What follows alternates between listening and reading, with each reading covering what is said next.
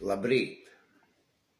Šodien ir 23. augusts un sākšu raidījumu pateicība, mīlestība. Un šodien es jūtos pašpārliecināts un gandarīts, jo mazliet esmu uzzinājis, ko nozīmē emocionālā. Un tēma patīk – ienest vēsti mājās. Un es gribēju izlasīt. Šajā brīdī es apzinos katra cilvēka individualitāti. Mēs visi esam dažādi. Tā. Un par to vēsts ienešanu mājā.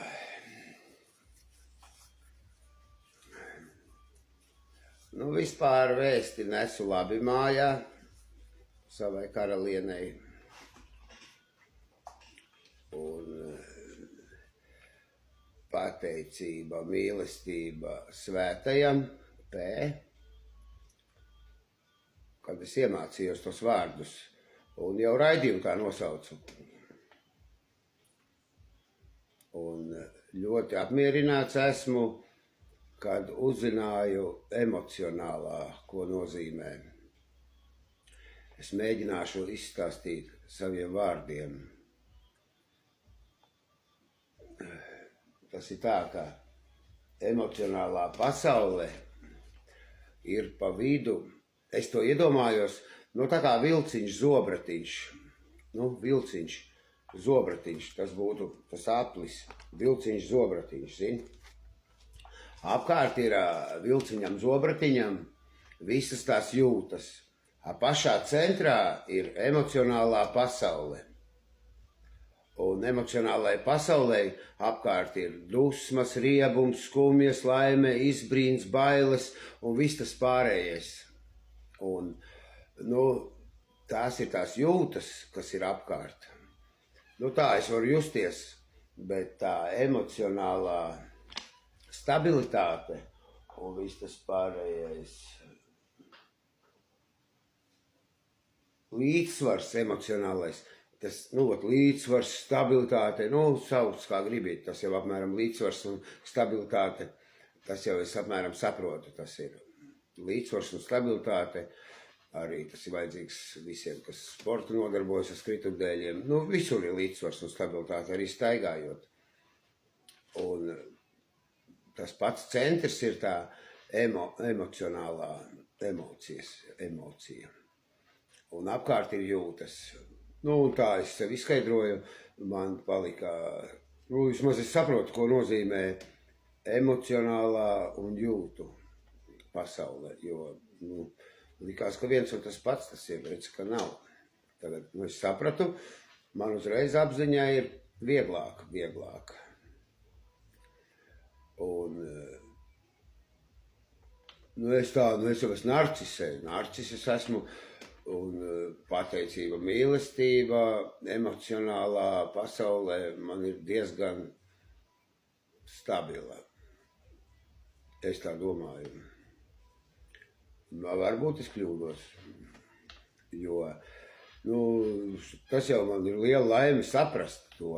Man nekur nevienā skolā, es kaut ko jau esmu dzīvē apmeklējis, bet šajā vecumā man pirmo reizi kaut kas, es tādu uzzinu. Un es esmu līdz ar to gandarīts un pašpārliecināts. Noteikti, kad es saliku kopā savu dzīves pieredzi ar teikto, zināmu ļaužu teikto, un kaut kā savā veidā iztēlojos to. Katram jau tas var būt savādāk, bet pats svarīgākais jau ir saprast, ko nozīmē emocionālā. Es varbūt zinu kaut kāds papagailis vai kas, varbūt cits jau to zina jau bērndārzā. Es nezinu, man tā ir, citiem tā nav. Es esmu par to ļoti gandarīts.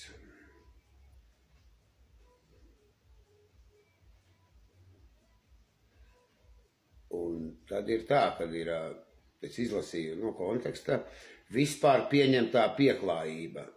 vispār pieņemtā pieklājība un citu cilvēku personiskās robežas. Pateicība, mīlestība manam brālim, vecākajam,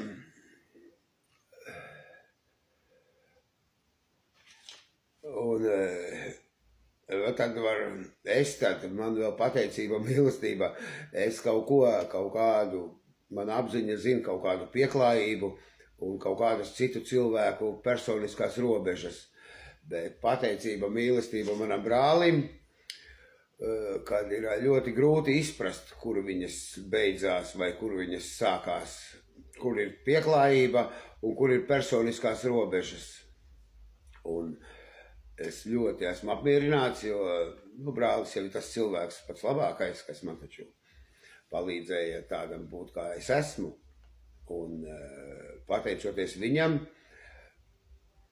man vispār pieņemtā pieklājība ir zināma. Bet es viņu taustu un tā diezgan zinu tuvu tām robežām pieeju.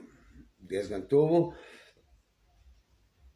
Negribu apvainot brāli, bet es uzskatu, ka viņam ir mazliet problēmas ar vispār pieņemto pieklājību un citu cilvēku personisko robežu ievērošanu. Viņam ir. Man arī, protams, kad ir problēmas, jo es jau esmu vieni tur kaut kādi gēni ir. Mammai un tētim nav tādu problēmu, nav. Viņi ir ļoti pieklājīgi cilvēki, salīdzinot ar manīm un salīdzinot ar manu brāli. Bet pateicoties manam brālim, es esmu tāds, kāds es esmu. Un pateicoties manam brālim, man ir emocionālā stabilitāte. Jo ir sliktāks variants redzēts, vienmēr ir sliktāks variants redzēts, un ir arī ultra labi varianti redzēti. Bet tā stabilitāte un tas vidusceļš man ir redzams. Un līdz ar to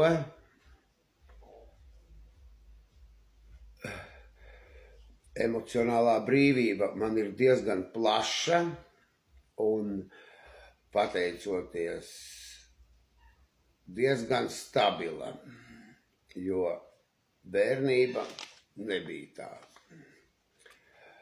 Pateicoties manam vecumam un pieredzei, es varu ienest vēsti mājās. Un tas, kas ir mana vecuma cilvēks, viņam man nav grūti vēsti ienest mājās, bet ir jaunieši, es varu droši teikt, nav saldāku pa burkānu neko ēduši. Manu brāli ir redzējuši no attāluma, un es uzskatu, ka viņiem ir, jo es vakar, viņiem ir, ļoti kautrīgi ir jaunieši. Mūsu laikā arī bija kautrīgi jaunieši, manā laikā. Es nekad neteikšu tādus, manā laikā tā nebija, manā laikā bija vēl kautrīgāki. Bet tā ir iekārtota dzīve, ka tas jaunībā ir kautrīgāks. Un vecumā, kad es kļūstu par sevi pašpārliecināts, narcise, pateicība, mīlestība. Man jau patīk labāk lilija, man patīk arī krāsu, ķiršu. Un vēl man patīk krāsa, tā kā ir Unibanka, nevis Unibanka, bet uz Baustas ielas tā māja. Tāds zaļgans, zilgans, tā kā mana galaktika. Šitās ir manas krāsas, kas tur griežās. Tās ir manas krāsas. Un šitais te mana krāsiņa ir. Tā ir mana krāsiņa. Bet apmetnis man ļoti patīk. Šodien es uzvilku citu apmetni, var ievērot šitā svītra un šitā svītra. Šitam apmetnim ir šitais ziemīgāks. Un pateicība, mīlestība, sveiciens Mārim Medniekam un slēptā reklāma DVD Laurencio. Laicīgi visu pateicu. Jūtos stabils. Stabilitāte emocionālā man ir un gandarīts jūtos ar to, ka uzzināju, ko nozīmē emocionālā.